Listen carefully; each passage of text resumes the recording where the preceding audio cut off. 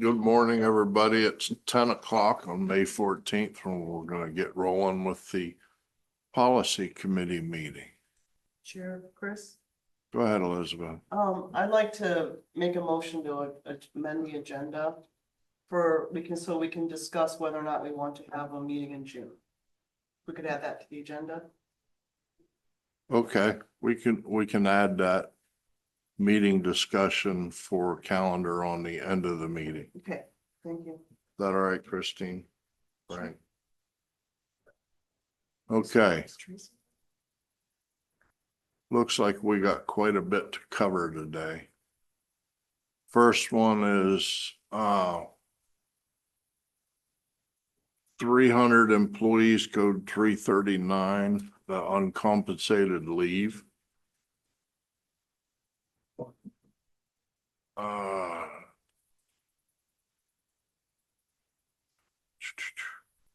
I see you have a thing here. It says uncompensated leave may require approval upon recommendation. Should that be may or shall? So the reason that we brought this up was currently our policy states that the board needs to review every uncompensated leave for every employee all the time. The Right, problem with that is many of our part-time, part-year employees, such as custodians and cafeteria workers, have to take uncompensated leave a lot throughout the year because they just don't accumulate that much leave. So just normal doctor's appointments, Right. illnesses and that sort of thing, they burn through their sick leave pretty quick because they don't get a whole bunch. right. And so there's uncompensated leave that comes up. And the board will never be able to see that because it happens on the daily. And we can't wait to approve that until the board meeting comes up because someone may call in the morning like, hey, I'm sick. I can't come in today. Right. I'm out of sick leave. I need uncompensated leave. So that should sit with me as kind of normal working with employees. The intent of the policy, as I read through the original one, was for longer chunks. If someone wants to take a semester off as uncompensated leave or a year off, 100% that should be board approved. So we Right. want to leave that as what the board looks at as those longer chunks. And we Okay, kind of even set it at more than 5 days. They have to get approval ahead of time, needs to come to the board. Anything less than that, I should be able to take care of. So that's why Okay. it says may instead of shall. okay. I just, Chris, Chair Chris, Yeah, Elizabeth. I have a quick question. The only thing I'm concerned about is, I hear what you're saying, heard it, and it makes sense. The only thing I'm concerned about is if there is an employee that for some reason due to, what's the word we use when corrective action, the employee is requested to leave for 5 days or what have you, uncompensated while the administration does what they need to do. Will we still be made aware of those type of things? Are you talking about disciplinary Just, issues? thank you so much. These Nothing- two things don't cross over. Okay, okay. All right, that's the only thing I had.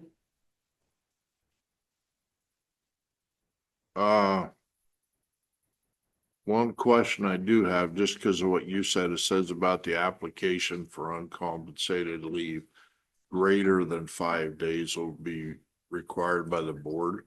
Yep. What if somebody calls in sick and per se, it gets worse and ends up going to the hospital?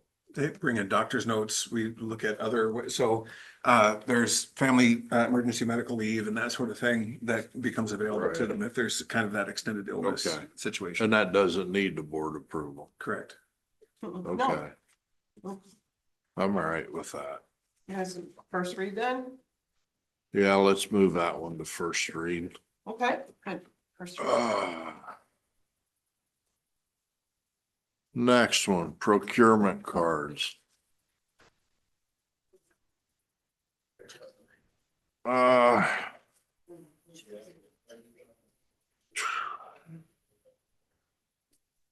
have questions on that. Joni sent us a list of the people that have procurement cards. Mhm. And I'm curious why so many of them are out there and what they're for.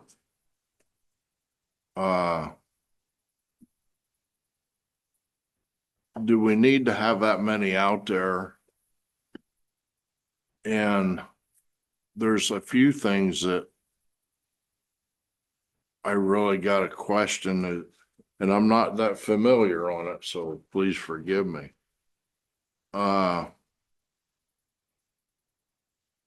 Say if you have a procurement card Mhm.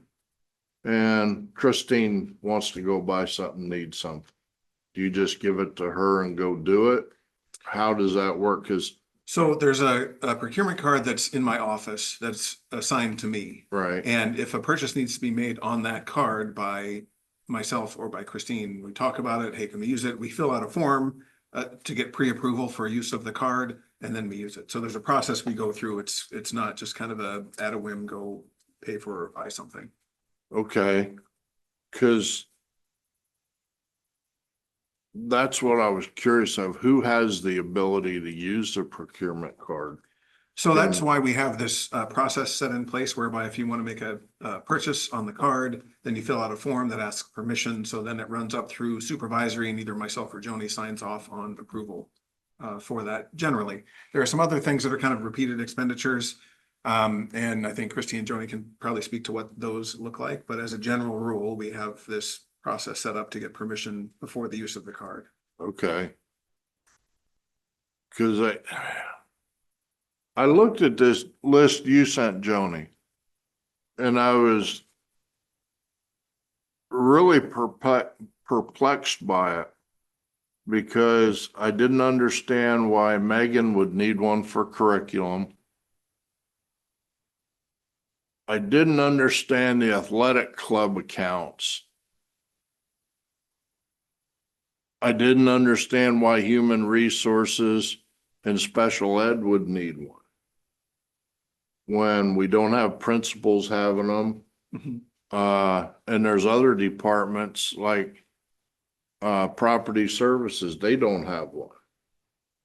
And that would be kind of weird that like if they had to run to Lowe's or somewhere special to get something. We have accounts with those kind of places, where those kind of, oh, I need a plumbing part. We have accounts with places so they can go and get it. They're kind of like prepaid account sort of thing where we say, we have it in our budget that X number of dollars we have set aside for Lowe's, for instance, Right. for those kind of, I have to get this. Well, thing that's right why now. I was wondering And that's if we different than have the P charge card. accounts. Very limited and set in our budget. Okay. Like with Megan, and this is nothing against Megan, but you have her set up for a card. Mhm. Wouldn't anything she buys curriculum wise be on an account? Not necessarily. And there's also, Megan does a lot of trips, professional development, all that sort of thing. So often, our cards get used when we take a group of people to professional development, have to charge to the hotel, all that sort of thing. We need the physical card to go with us. Yeah, And all, so- yeah, all professional learning for all staff is under me. So Okay. anytime that, we take somebody to the IU, or anything like that, we need to have a card so that if there's something that comes up, then we can Okay. do it I in was the just moment. curious about it. 'cause Yeah, I but was in like, terms of curriculum supplies, Chris, you're absolutely right. Like any, materials or instructional resources we're buying are not through the credit card. Okay, It's more that professional development lens. Yeah. That, the travel, the conferences, things like that. we don't. And the we pay bad- for all that out of, grant money at the end of the day. The bad part is we don't know what cards are used for what. We have no clue on it. Oh, you found Yeah. one? You press and hold until the green light comes on. You're It's not pressing coming the on. button on it? Or you can come over here. I don't know if they have them charged or anything like that.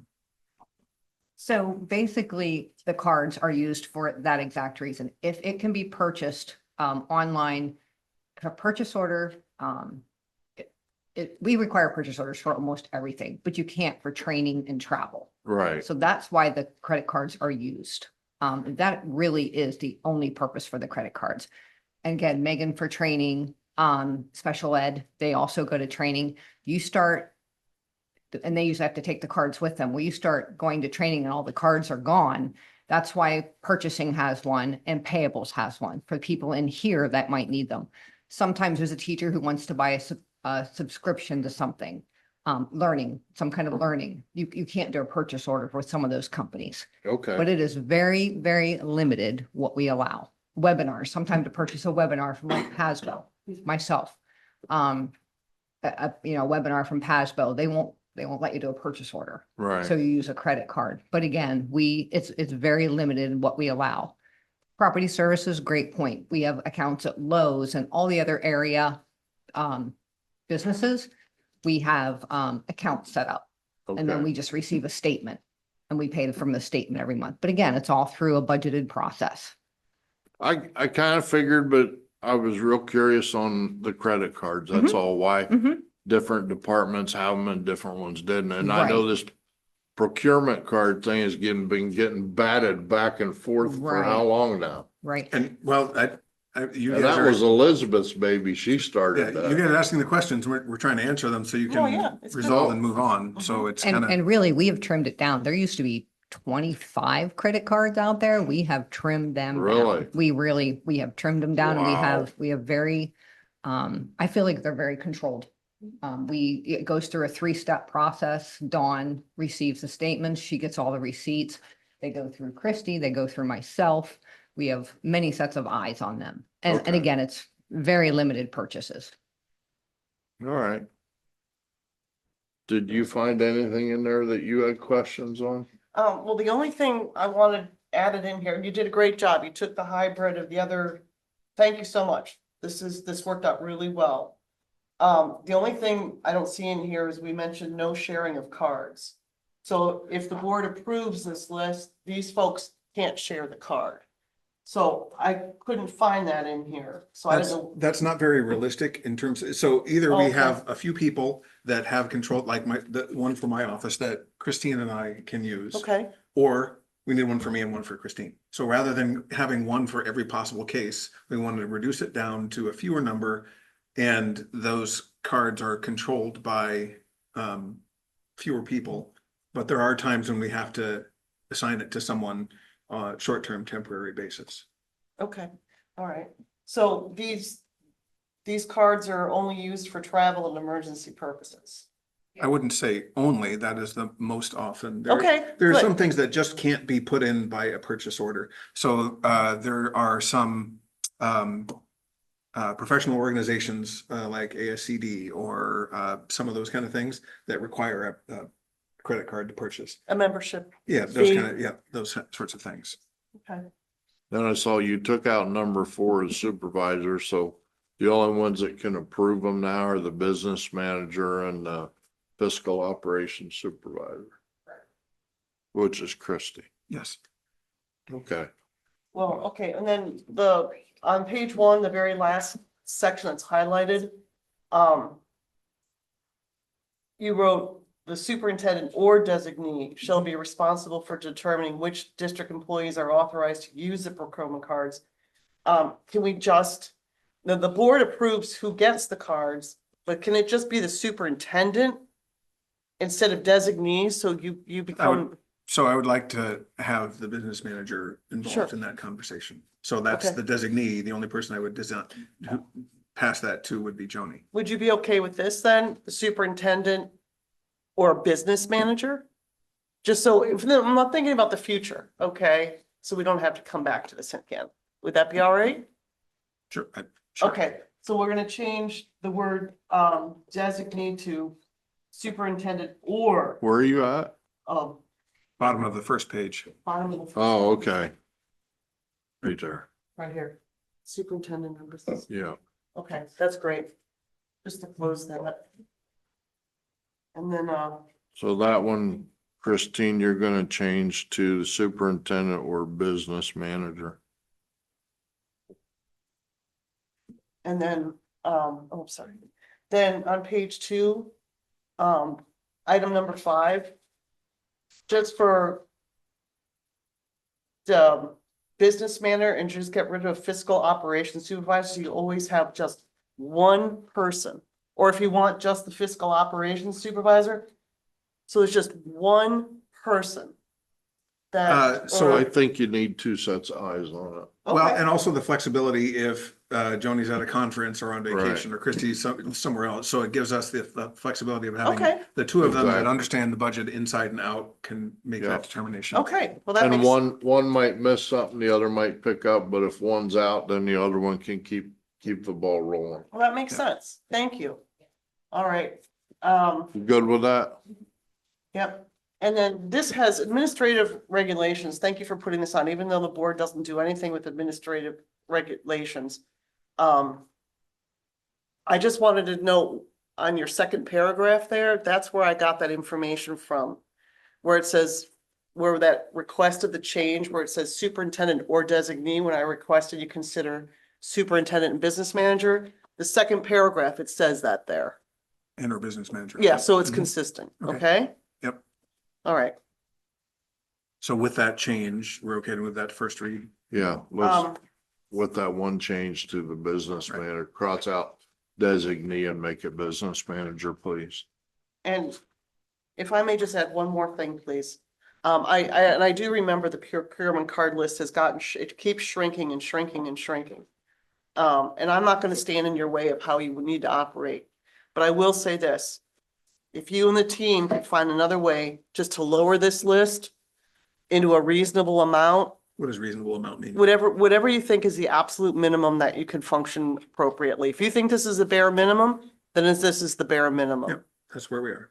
Okay, Well, if we got it from 25 cards down to that, no, that's what I'm they're saying. working That's, on it. because it's just for emergency purposes, travel, and then once in a while, something else, but then that's it. All right. So Christine, you good with that one? Thank you.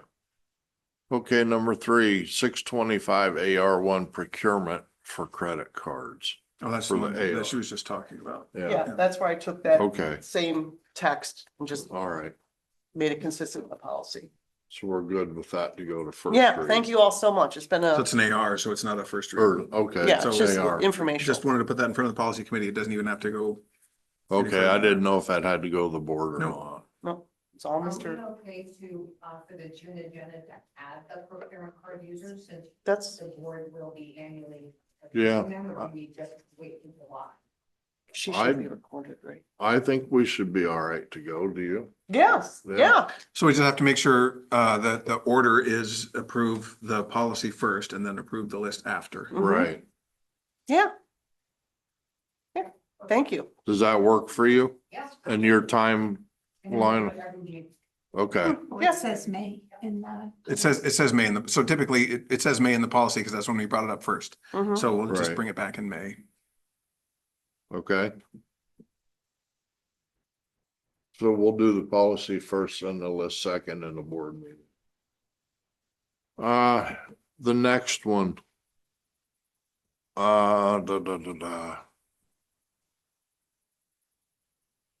The statement of financial interest, 004 BOG, board operating guidelines. I did notice that the state made some changes in this. Mhm. And the changes are good because they were confusing before when we had to fill one out about do you Thank you. report your house and stuff Yeah. like that. So I'm good with that to move forward. Yes. Any questions on that? No, it's good to have it Anybody? in there. It's good. Okay, next one, we'll move to number 2, 004 BOG2, Board of Directors Vacancy Application Form. Did something change on this other than just they put in phone instead of home number, they put home phone number? Any changes are in bold, so Yeah, it's minimal. so that's. And then at the end, there's some cleanup on language on that last bullet point on the Yep. third page. Yeah, I'm fine with it. Go ahead. Well, in line 1, please. This is for if there's a vacancy on the school board. Yes, interested citizens can apply to put their name in the hat. But they But- have to be from the corresponding region, right? Oh, absolutely. In Yeah. 18 years, Yeah. I mean, yeah, they're the legislation. So anyways, this though, I don't understand. This I would like to change for consideration, please. The first line. The application form should go to the school board secretary, not the superintendent's office. So if we could consider changing the word superintendent's office and change it with school board secretary.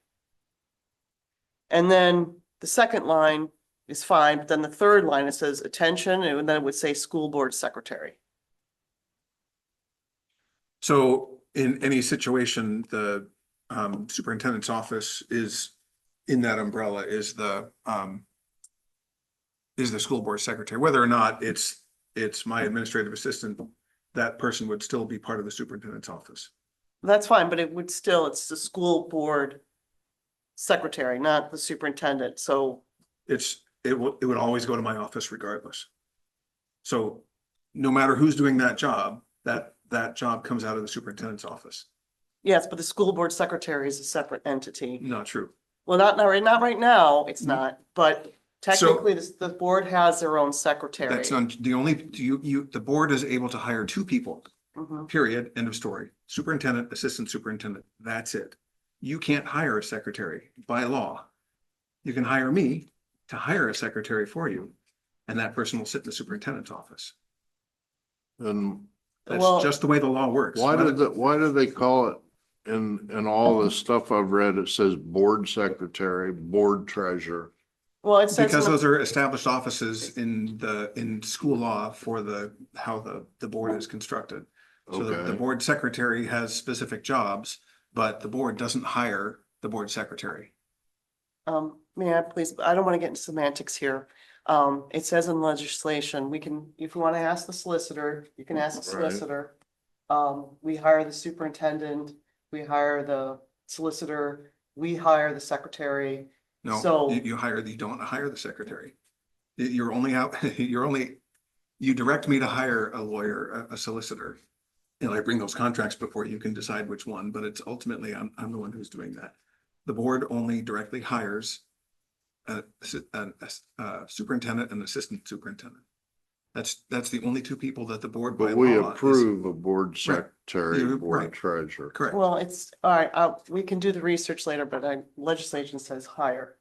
So, but be that as it may, I'd need I to look still into it. recommend that It's it in doesn't there. go to the superintendent, it goes to the school board secretary. And if it's And- still the same office, that's fine. It's still the same office. But see, then the board secretary would forward it to the board members. Which would happen regardless.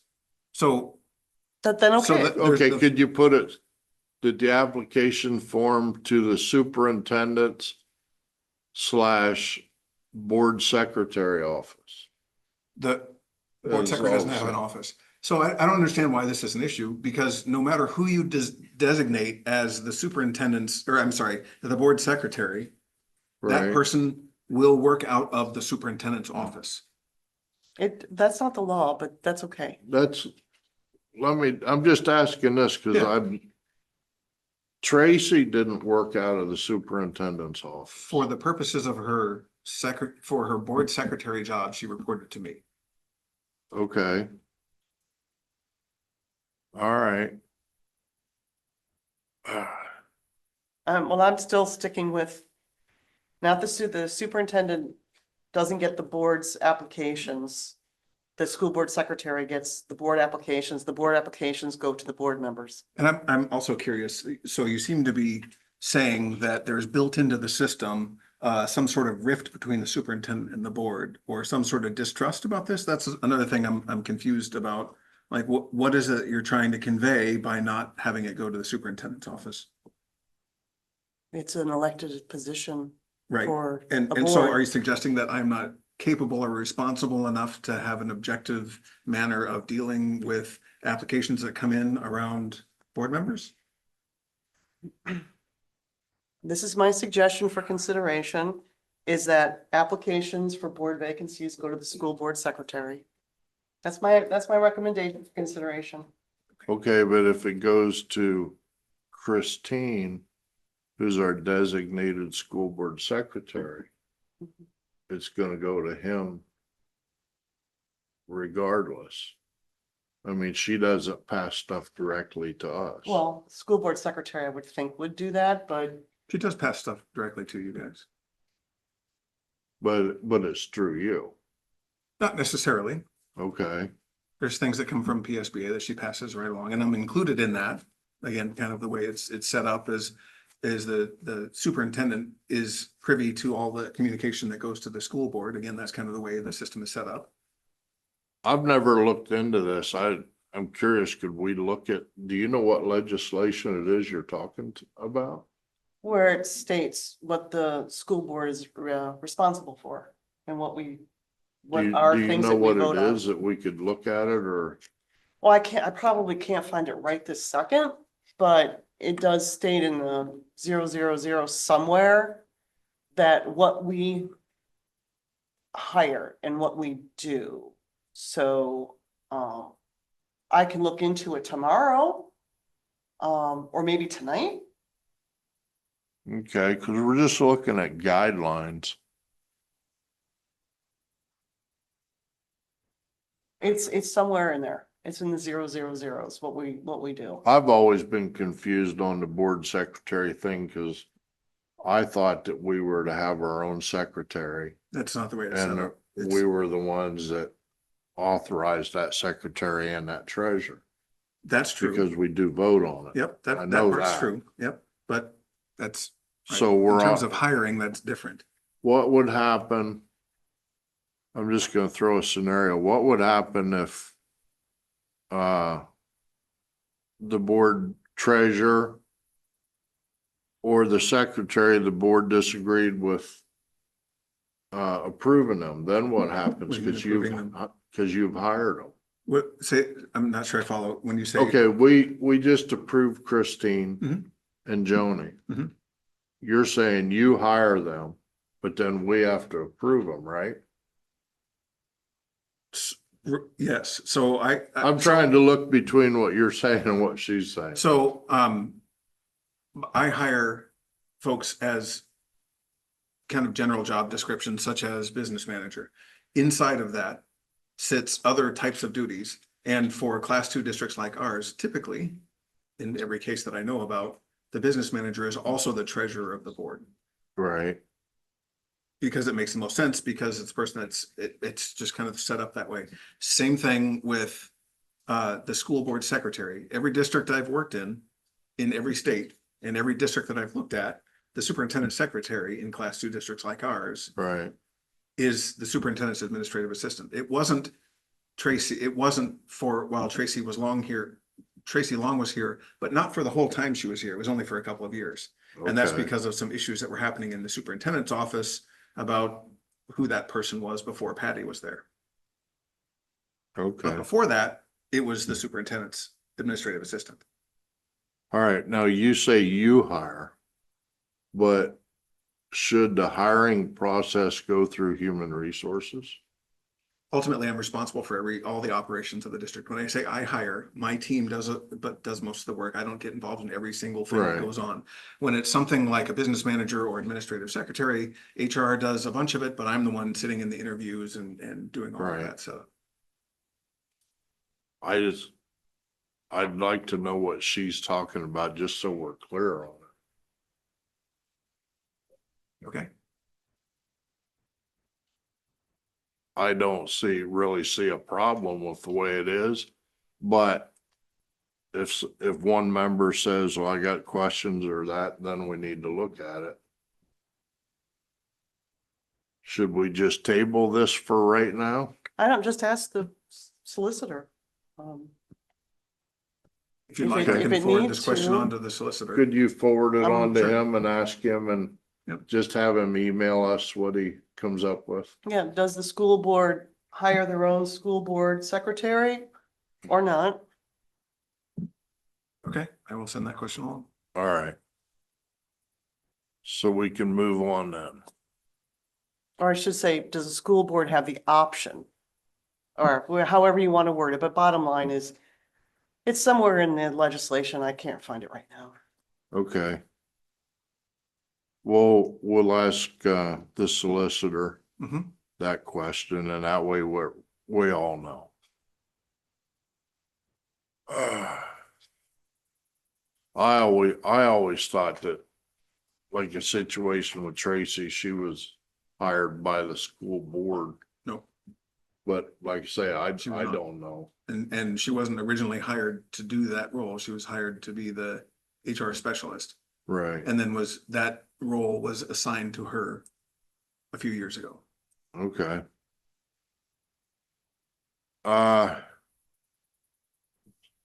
Let's go to section D, the policy 317, conduct disciplinary procedures.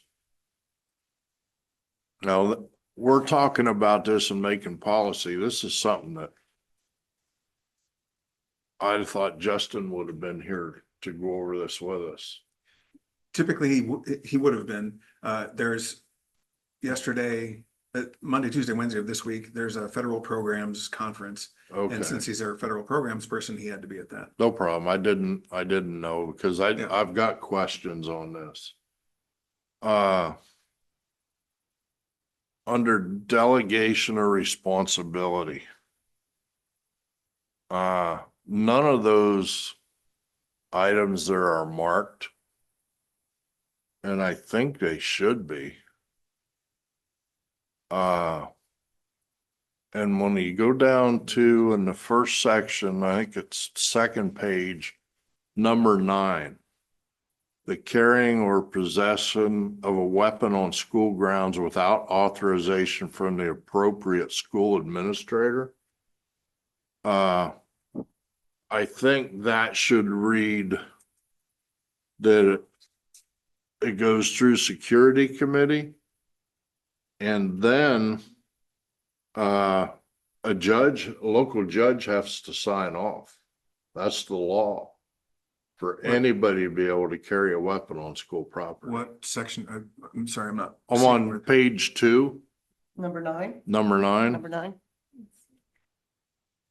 That Oh, I should see. not Carrying or be, possessing a weapon. School freedom. yeah, a school administrator should not have anything to do with that. That should be submitted if somebody wants to carry to the safety security committee, and then from there it goes to a judge. Okay. An administrator cannot authorize that. It's just a wording thing. That's really it. Yeah. Weapons was the big thing. So we need to reword that one. Yep. The authorization that has to come from, it should read carrying or possessing a weapon on school grounds without authorization from the school safety and security and the local judge. I think that's true for firearms, but that's not a pocket knife necessarily. Right, no, that's for firearms. Yeah, so I think that's different. So I wouldn't say firearms. I think firearms sits in a whole different thing. So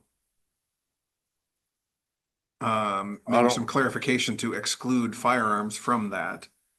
So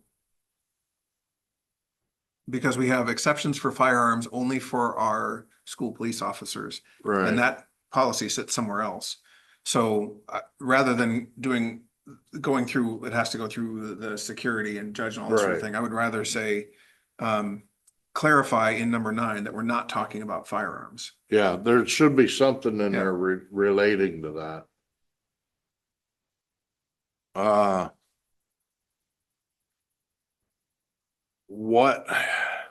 What school administrator would let somebody carry a weapon?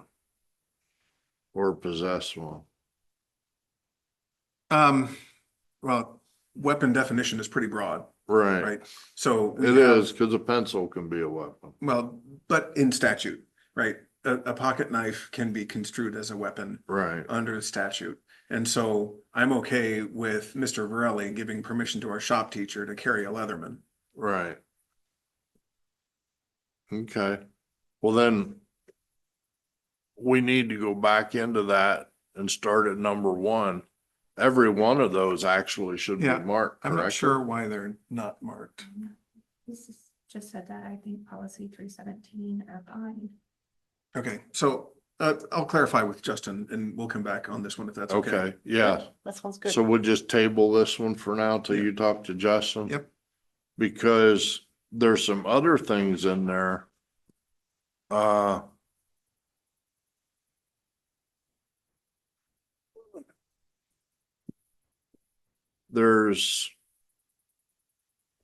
There's different statements in there.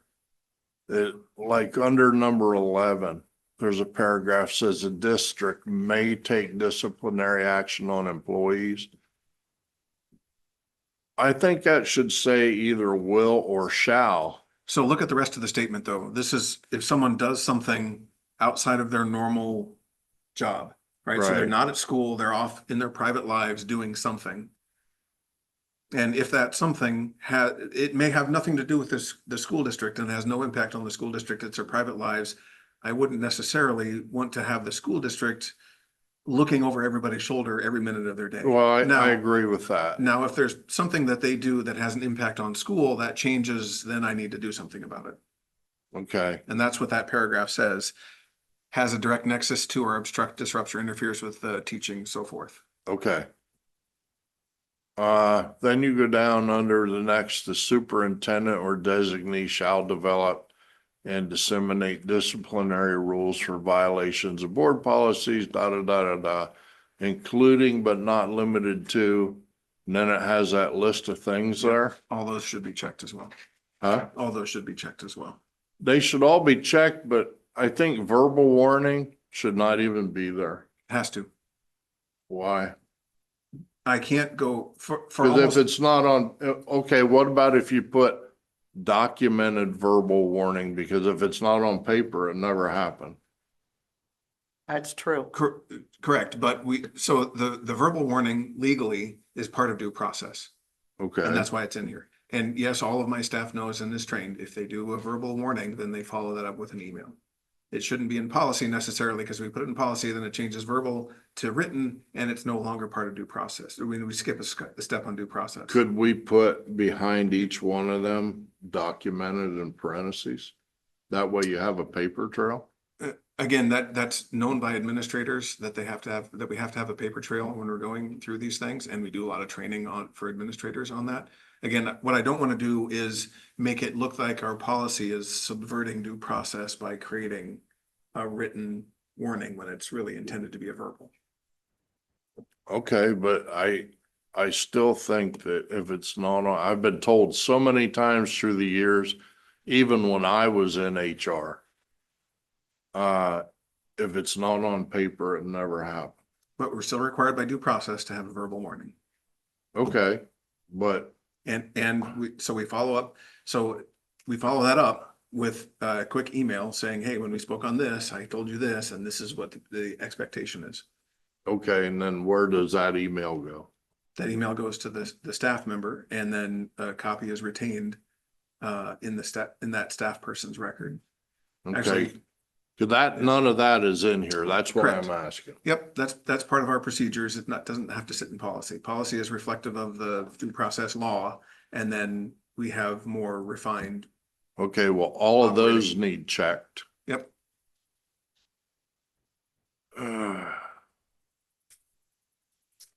And then down under 21, where you go down onto page 3.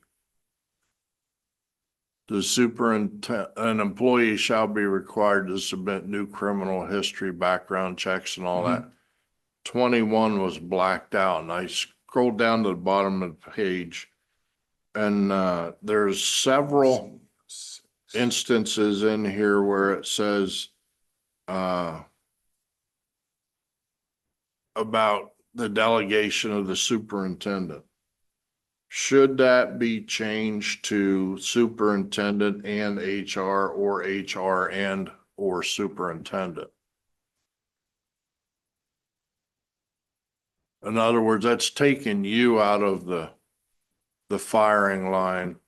It's like employees shall also report to the superintendent or designee in Yeah. writing.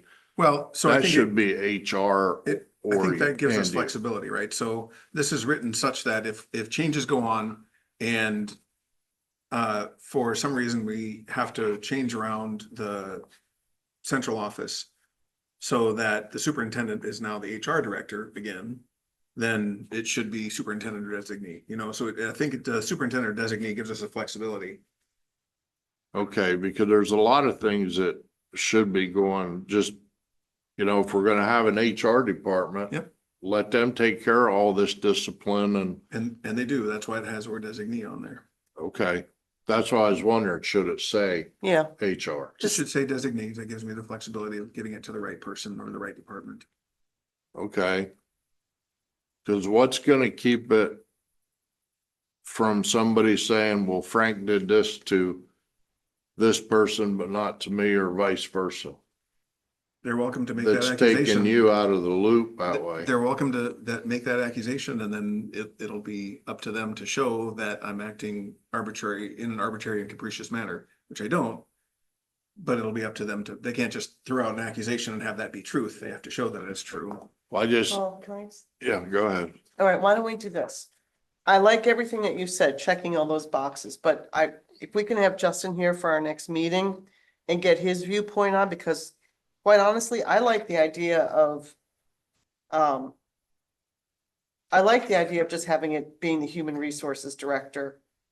Cause they work under you. Mhm. I mean, it's not like there would be, but I like the idea that it goes to that one individual or one individual's department. And instead of the superintendent or designee, because quite honestly, again, I'm looking at the future and I like the idea of your HR. So why don't we just put in HR? But I'd like to hear Justin's feedback on it to see how he feels about it, because obviously he's been through this enough that, you know, so When I was we do that? involved in HR, if a problem happened, it was brought to me Mhm.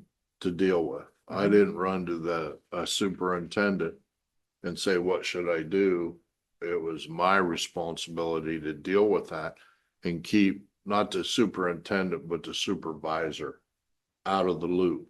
unless necessary. That way there was absolutely no way somebody could ever say it was playing favorites. And that's why if folks bring something of this nature to me, I send it to HR so that, because I'm in that appellate chain, if something goes, Right.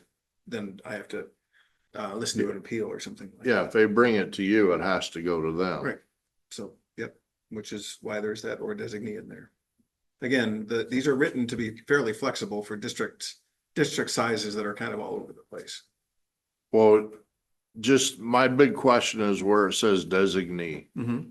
could we make that HR? Sure. But yeah, fine. I mean, it's your policy, so you can do whatever. Well, we I made think- an HR department. That's Correct, why I'm saying we should use. So this is the most flexible case. If you want to make it less flexible, like I said, it's board policy. You can do whatever you want with it. I recommend leaving it like that, but you can do with that what you will. Well, when you say designee, what could be the designee? Assistant superintendent, probably the HR in almost all circumstances. But I may have to, if it's something that's going on in the HR office, I might designate the assistant superintendent to do that instead.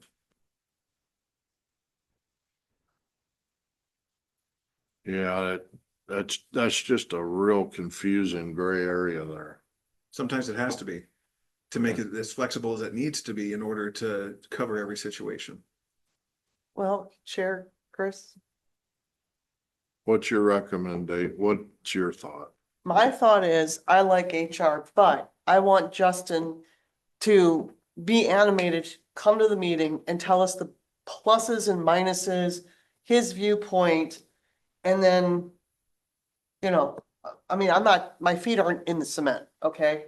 So, but I would like to get his viewpoint because I don't like the word designee in this particular case because this is a very critical issue for the operations of the school. So this is one where I'm not comfortable with more gray area, but I understand Dr. Redmond's point. You I know, understand it flexibility, also, I do. but I'd like to hear Justin's viewpoint. So if we could table it,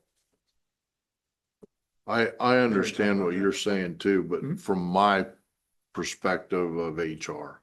Yep. I think that since we made an HR department and they're doing this, they should be listed in there also. If that's what you want, you can do that. Like I said, it's your policy. My recommendation is to leave it as designate for the reasons I stated, but. whatever Okay, you wanna do. let's table this and ask Justin to come in and set on it.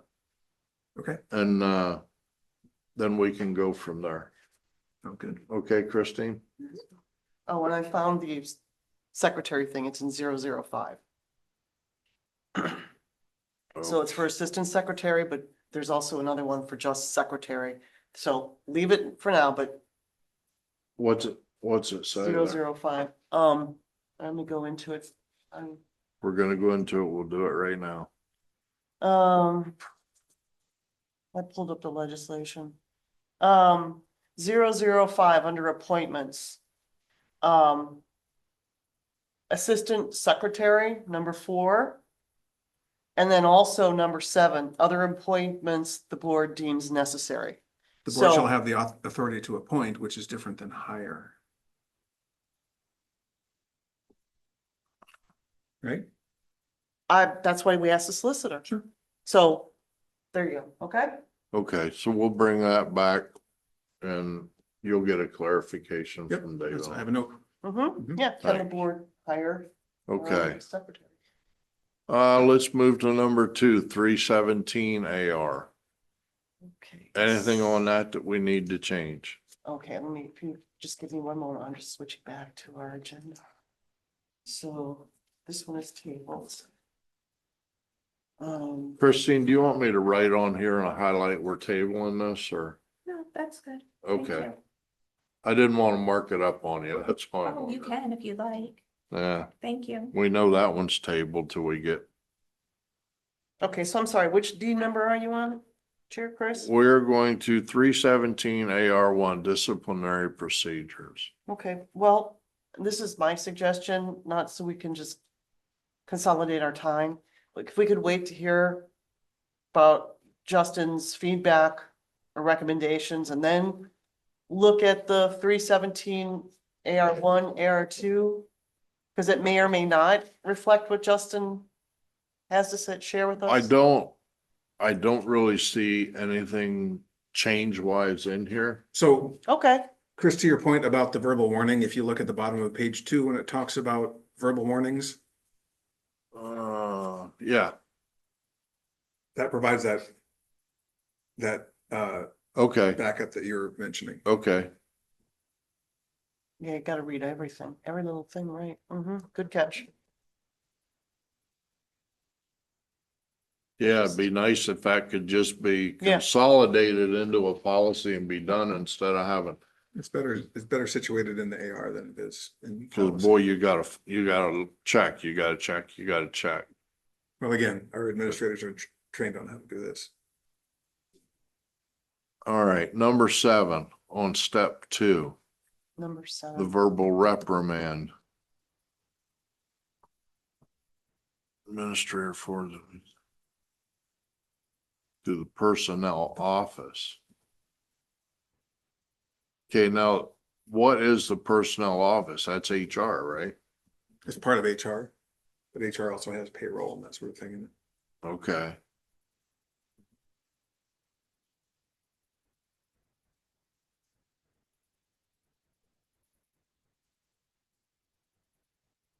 Well, with that being said, Elizabeth, I think that with reading this,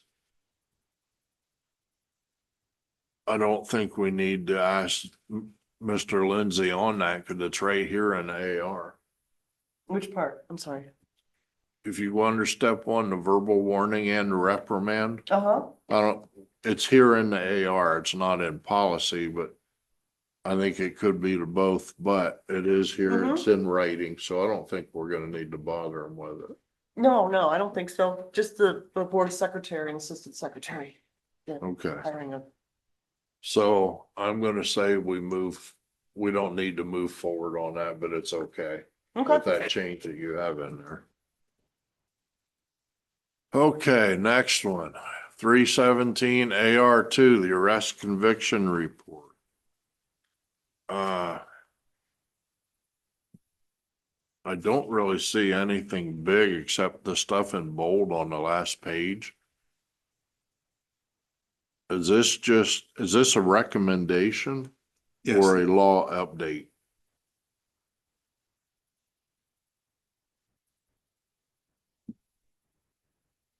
trying to remember what the P and N said.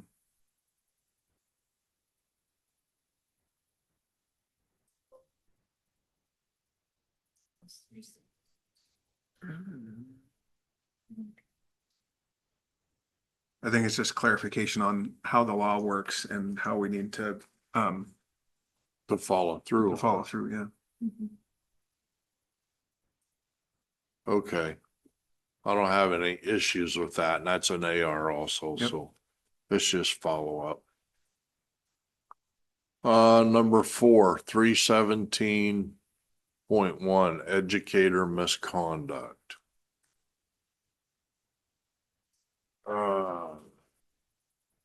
This is once again just an update. Mhm.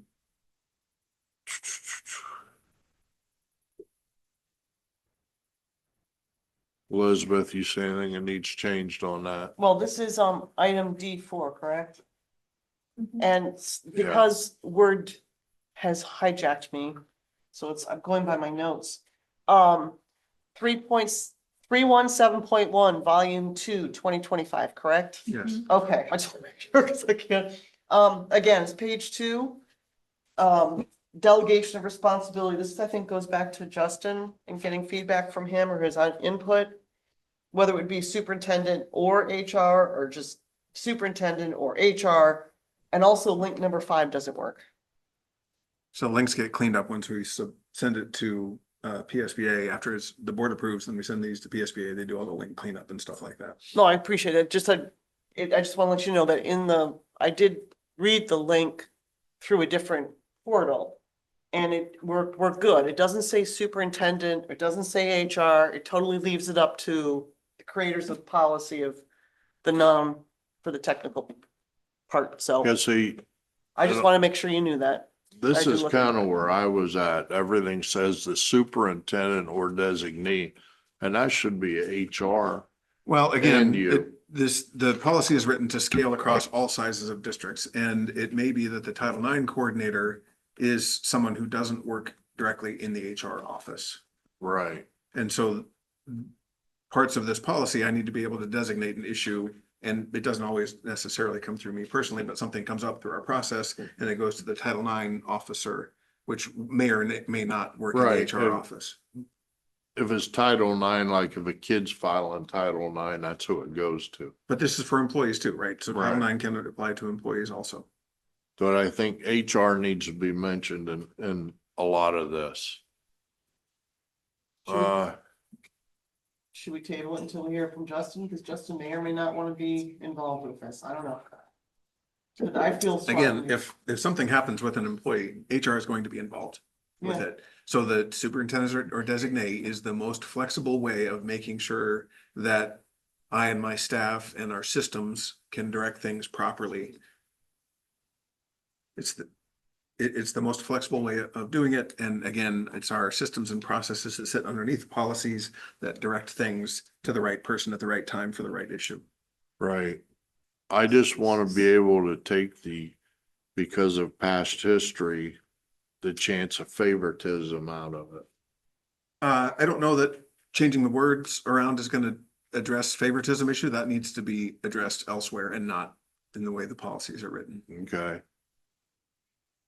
So that's why I say if it's dealing with an employee, HR must be involved. And that way it's not you saying you're in trouble. It comes from the department that rules that. And that's the way it works. Okay. Number 5, policy 320, freedom of speech in non-school setting. Before we move on, what are we doing with that one? Are we moving that one to first read or Yeah, holding off? we're Okay. Are we taking, changing anything or just? leaving it? no, just moving it on. Do you want supervisor or designee? Huh? Do you want supervisor or designee in that one? Well, if he's designating HR, let me back up here. So we're not taking, okay. Thank you.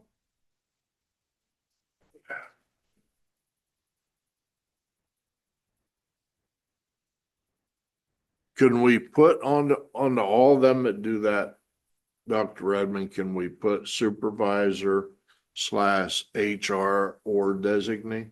You mean superintendent? The superintendent? Yeah, if you'd like to. Why don't we do that? Anywhere it says superintendent or designee, put in HR in there also. And then and or designee. Would that suffice everybody? I think that might be a reasonable way to get at all the things that we're talking about. Okay, you all right with that? Yeah, I think it's a good idea. Okay, Would that address the previous one also? yeah, So for 317 and 317.1, we switch the superintendent designee to superintendent slash HR or designee. yeah. Mhm. Okay, That way, anything to do with an employee is dealt with through that department also. okay. And I'll be honest with you, I think it really helps for anyone who reads these. I mean, it's one thing to work in the system and understand all this, but it's another thing for a board member or a parent or somebody to read our policies and say, what does that mean? Mm. I think that Mhm. just helps with communication. Okay. And we're not really Christine- changing what you do. Mhm. We're just kind of putting more of a text to it, so it's like, oh, okay, the HR and the superintendent, okay. So Because- Christine, essentially, in this 317 policies, anything that says superintendent and or designee, you're gonna put superintendent slash HR and or designee. But we're still tabling it because we have to add those checks. Or are we just gonna No. add the checks? We're gonna add the checks. And then we're gonna change number 9. We're going to come up with a new statement for Yep. number 9. Yes, Okay, to make sure we're not talking about firearms in that. and Yeah, then we can move that to first read also. yeah, I Yes, think, yeah, you're Okay. just gonna put something in there that says this does not relate to firearms, Right. as that's a separate provision. Okay, Trying to take a confusion out of this. Okay, yay. all right, so now let's go to number 5, policy 320, the freedom of speech in a non-school setting. I have a question. Go ahead, Elizabeth. Okay, I'm just assuming anything that's in bold came from PSBA, right? correct. Okay, so, is this, I don't remember ever reviewing this, a policy like this. Is this, do we know, is this something pretty new or is it just an adaptation from something that's already existing? I don't remember anything like, I mean, I like it, don't get me wrong. I'm just trying to go by history here. We currently have policy 320, freedom of speech in non-school settings. This one that was last reviewed in Sure. September of 2024. Sure. So that's the last time it came in front of the board. This one's just for That was in employees the though. cyclic review, The correct? cyclical review, Yeah. yes, right, because the last adoption was 2018. Okay, So cyclical review looked at it last year in September, For employees. That's what I'm so, and now sorry, I don't remember. now they've changed it. and now they made some changes, correct? Okay, well, I like the, whether they added or I just forgot the word employees, freedom of speech. I like that a lot. I'm just curious, is it necessary? It probably isn't, but if, just in case if it is, does anyone in the union or anything have to look at this so there or you, is there This any concern? I mean, I think it looks great. This is, it's legal that supersedes whatever the unions would like it to Okay, say. that's what I want to hear. Great. Okay. So we're good with that? Yeah, I'm really happy with Okay, it. Christine, let's move policy 320 to Simple. first read. Direct, straight to the point.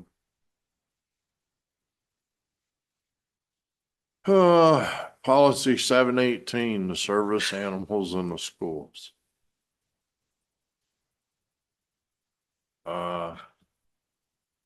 Don't really see.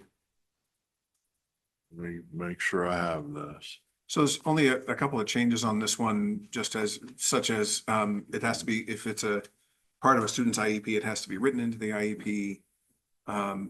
there's some things that we can and can't ask when it deals with service animals, so Right. it talks about that. And that part has changed, because in our last policy, the one question now it says you can't ask. Yeah. We had asked before, so.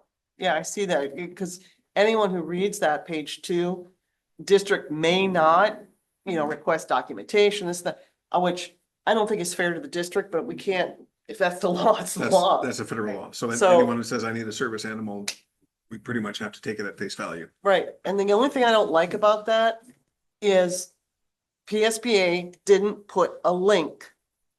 Now, that would be my one thing I would like to see, because it looks like we, the district, Keystone, on page 2, the district may not, okay, in bold. I wish there'd be a link there that goes to the federal law, because it looks like we are doing it. You see what I'm saying? And we are not doing it. I mean, I would personally like documentation, but if the federal law says we can't get documentation, but right, the way it reads to me as an objective viewer, We could just put in link, the link number 6 in there is the same one, because I'm looking at that, it's the same CFR 35.130. I would appreciate that clarification. Where's that going? I'm sorry. So we need to put a link 6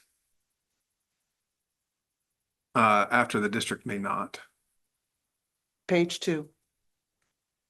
where it says guidelines. So there's a link 6 on, before approving a request for service animal, the district may only ask, and it has 6 there, and then it goes on to clarify district may not. And then we can just put the link 6 there as well.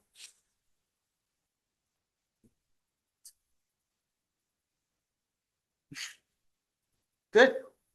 I have a question on page 3. Okay, Down at the bottom, it says the building principal shall receive and forward to the superintendent. superintendent. Should the director of special education and the supervisor be included on that? So It- they're all on the same page? It doesn't necessarily have to do with a disability. Service Okay. animal doesn't have, there's no necessary connection between Okay, disability. all right, I was just asking that. Then 17. Number 8, 17 AR1 evaluation of requests. Oh, so we're done with this one? Yeah, do you have anything else? Yeah, she's just gonna add that link that Dr. Redmond was talking Yeah, about. and send then to move first. it to first read. Yep, okay, good. So do you want to do AR0? Have you talked about that one? Number Oh, 7. did I miss one? Yes, I did. I'm sorry.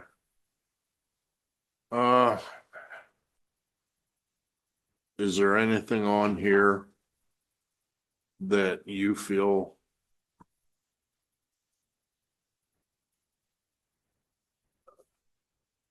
I take it that this is an update coming from PSBA? Correct.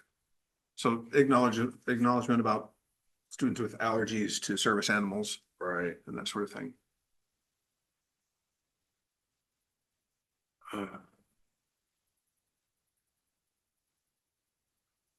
It is what it is. That's all I can say. Yeah, there's Okay. nothing you can really do about it. Nope. So are we good with that? And, cause that doesn't need board approval. So we'll move right down to number 8, 718 AR1 evaluation of requests by students and employees. Mhm.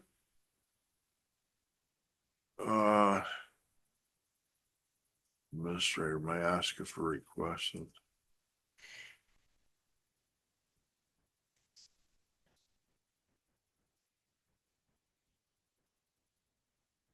Now, under the fundamental alterations, it says the administrator, should that be and or superintendent? Or superintendent and or administrator? And then So down the- under safety, it has the administrator also. Yeah. So the building principals are best positioned to know what impact having a service animal will be, Okay, because they know where the student is going to be, where the student, like daily activities, all that sort of thing. The building principals are in a much better position to know that. okay. So you don't want in that loop then? I'm sure there will be conversations, but I don't know that All right. This one's. So,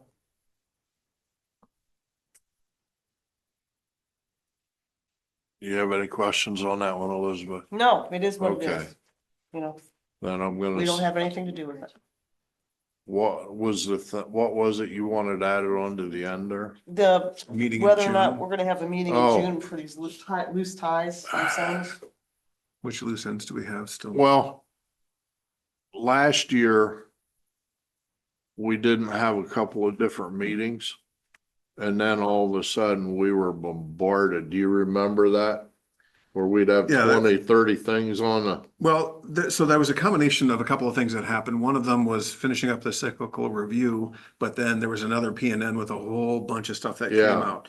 So it's hard to tell whether or not there's gonna be a bunch of things that came out. I think one of the things we worked out shortly thereafter was if PNN puts out 30 things that we need to take care of, we just spread it out over the next couple of months.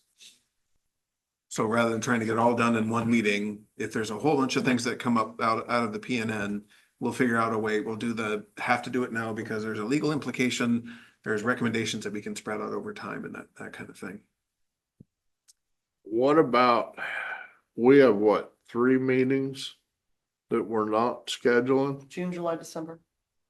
June, July, and December? Mhm. Why don't we keep those meetings on tap? And So if we see that we don't really need to have one, then we can cancel it. So the second week in June is part of the admin retreat. So I'm going to be pretty immersed in working on professional learning with principals and other building leaders. Okay, So I would like to have that time with them because we're going to be doing some important stuff there.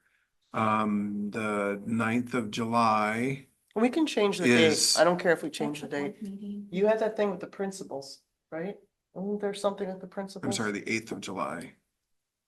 the The eighth- principal. Oh, no, I'm sorry. It's not a meeting. So No, the never mind, that's something. The 8th of July, I'm with PASA at Washington DC, working on our a legislative advocacy conference down there to work with our national Well, could legislators around we- school policies.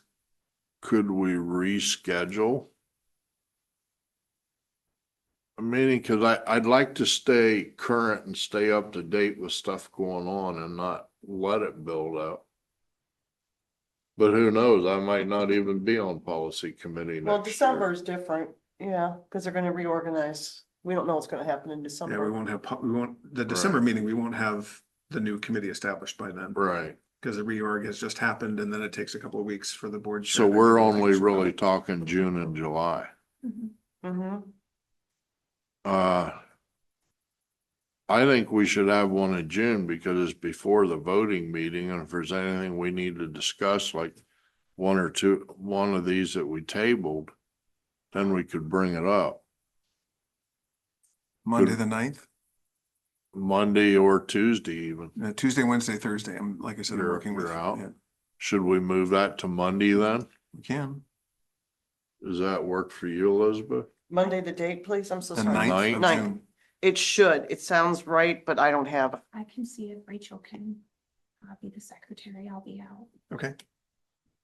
June 9th, 10 a.m. Right? Yes. Okay, I That think that's, okay? if there's a problem, I'll email you, okay, Chris? So there is a policy that I wanted to go over. And- Hang on, and- hang on, Oh, hang go ahead. on. So we moved the policy meeting to June 9th at 10 a.m. Add it. Yeah, There's add it. not a- Added. Right. June. Yep, so we're And- adding a meeting. What was the problem with July? The July would be on the 9th of July, and I'm in Washington DC at an advocacy conference. Okay, what, can we move the policy meeting to the 15th? So that anything that needs done can be done before the voting session?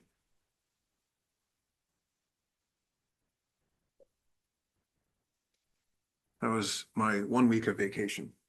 was that Okay, week. nope, not doing it. We could come with you. 1 week of vacation, We're you're not on vacation, you're on vacation all the time. Yeah, Did you whatever. see a lightning bolt happen? I'm just, no, you get. you What deserve- about the 7th? Or the 8th? The 8th is the start of the conference. The 7th is a possibility. Okay, so we should move the July policy meeting to the 7th Ed, at 10 a.m. and why don't we, do you want to do this?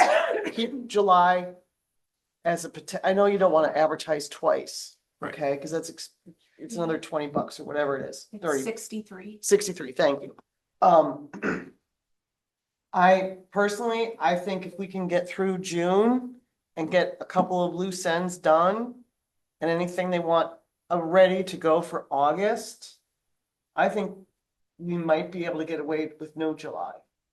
Okay, well, Unless there's something critical, which, let's see if something comes up. Dr. Redmond can get with me and we can, yeah, but June, I definitely wanted to do, because there's definitely a policy here I would really like for us to review.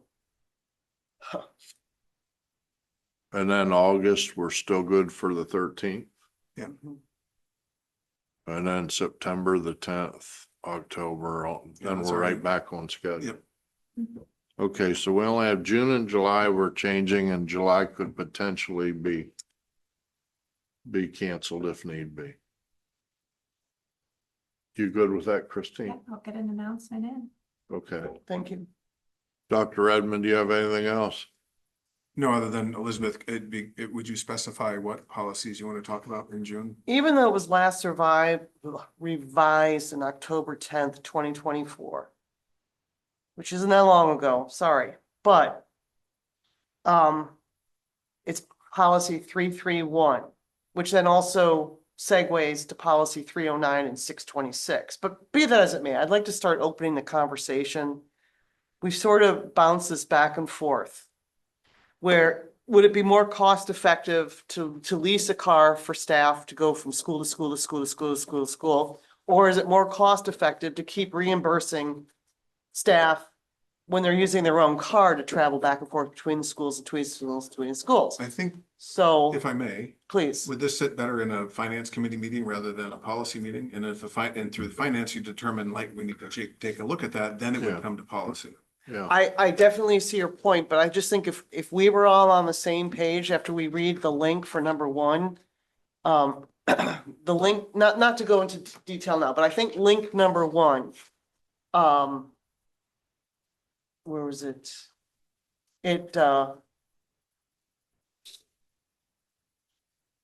It's up to the school board to whether they reimburse, et cetera, et cetera, et cetera.